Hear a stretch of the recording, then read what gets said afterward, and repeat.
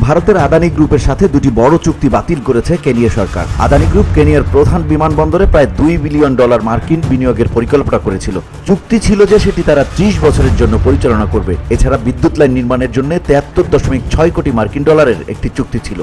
বিমানবন্দর প্রকল্পের অধীনে নতুন রানওয়ে এবং জোমো কোনিয়াট্টা ইন্টারন্যাশনাল এয়ারপোর্ট উন্নত যাত্রী টার্মিনাল নির্মাণের পরিকল্পনা ছিল।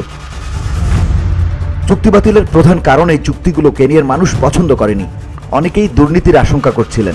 এর আগে আদানি গ্রুপের কর্ণধার ভারতের দ্বিতীয় শীর্ষ ধনী গৌতম আদানির বিরুদ্ধে অভিযোগ আনা হয়েছিল তিনি বিদ্যুৎ বিভাগে $25 কোটি ঘুষ দেওয়ার পরিকল্পনা করেছিলেন।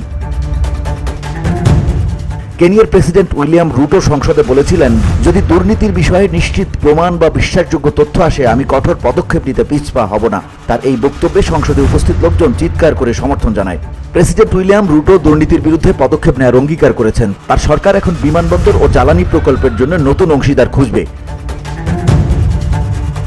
আদানি গ্রুপ ঘুষের অভিযোগকে ভিত্তিহীন বলে দাবি করেছে। গত বছর জানুয়ারিতে এক সপ্তাহেই প্রায় $2500 কোটি ব্যক্তিগত ধন সম্পদ উধাও হয়ে যায় আদানির। সে সময় নিউ ইয়র্ক ভিত্তিক প্রতিষ্ঠান হিন্ডেনবার্গ রিসার্চের বিতর্কিত এক রিপোর্ট প্রকাশিত হওয়ার পর গৌতম আদানির মালিকানাধীন বিভিন্ন কোম্পানির শেয়ারের মূল্যে ধস নামে। বিনিয়োগ সংক্রান্ত গবেষণা প্রতিষ্ঠান হিন্ডেনবার্গ রিসার্চ গত বছর তাদের রিপোর্টে আদানির বাণিজ্যিক প্রতিষ্ঠানের বিরুদ্ধে কর্পোরেট জগতের ইতিহাসে সবচেয়ে বড় ধোঁকাবাজির অভিযোগ করে। বাংলাদেশের সঙ্গে আদানি গ্রুপের একটি বিদ্যুৎ চুক্তি রয়েছে, যা একপেশে যে চুক্তিতে বাংলাদেশ প্রতারিত হচ্ছে বলে অভিযোগ। এই চুক্তি বাতিলের দাবি উঠেছে বিভিন্ন মহলে।